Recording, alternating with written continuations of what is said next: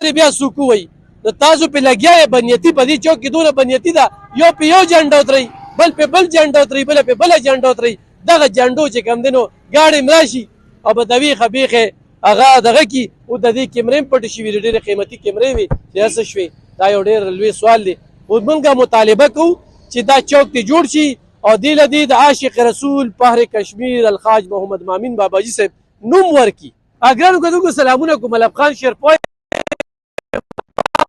چوک دی او یو تاریخي چوک دی او په تاریخي چوک کې چې کوم دی نو دا ځای یو ډېر مهم رول ادا کوي په دې باندې ستنه ودرېږي او بیا راپروزي بیا ستنه ودرېږي بیا راپروزي دلته کې کیمرې خو هم وې هغه کیمرې څه شولې دا یو دونه انټرست ځای دی چې دې خوا ته غني خان روډ سوات دې خوا ته چې کوم دی نو مردان دې خوا ته موټروی لینک دې خوا چلته ډي سي صاحب ناست دي دې خوا ته زموږ ډي پي او صاحب ناست دي په دې ځای باندې ځي د دې ځای کیمرې څه شوي او د دې چوک څه حال دی دا ولې راپروزي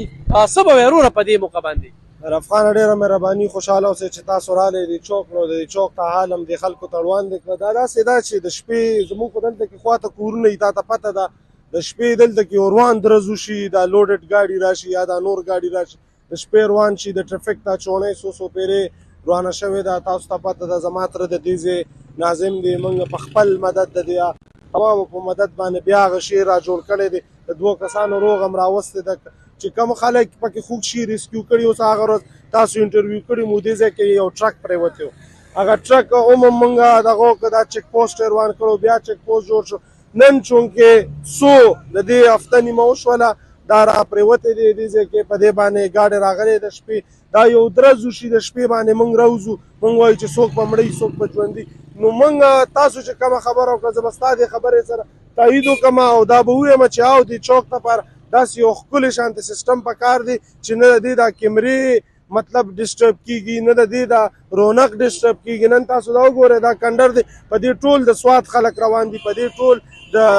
بره علاقو خلک روان دي دا ګوري دا ویني ښه بیا د هغې نه علاوه که تاسو اوس دا وګورئ د شپې چې په دې باندې کله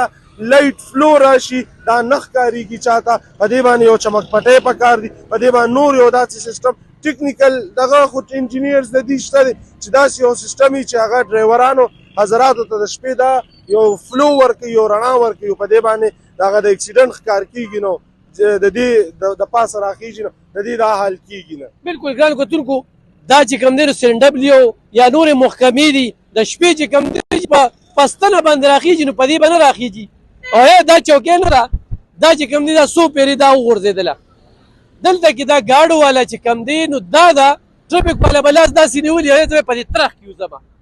نو هغه ګاډي والا هم چې راځي نو هغه دې ته توجه نه ورکوي نو دا ډېره د ضلع انتظامي دپاره ډېره د افسوس خبره ده او بل دا ده چې تاسو کله چوک یو نوم ورکړئ او کله بل نوم ورکړئ نو یو ستر نوم به له ورکړئ او ستر نوم درته زه ښیم د محمد امین باباجي صاحب نوم په دې چوک باندې کېږدئ دی دې بیا راپروزي ځه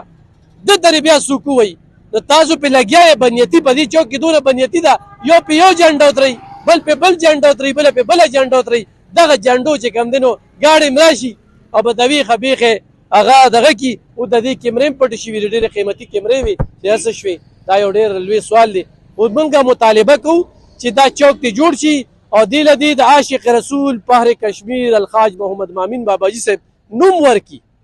او خو زما په وس وه نو ما به پې اوس چې کوم دی نو دا ودرولې وه خو به هر حال یو ورځ به دې له چانده کوو او دا به پې زه ودروم انشاءالله دا مې سره واده ده خو د هغې نه مخکې ضلع انتظامي ته هم دغه خواست دی چې دې چوک بندوبست وکړي او نوم به له د باباجي صاحب ورکړي.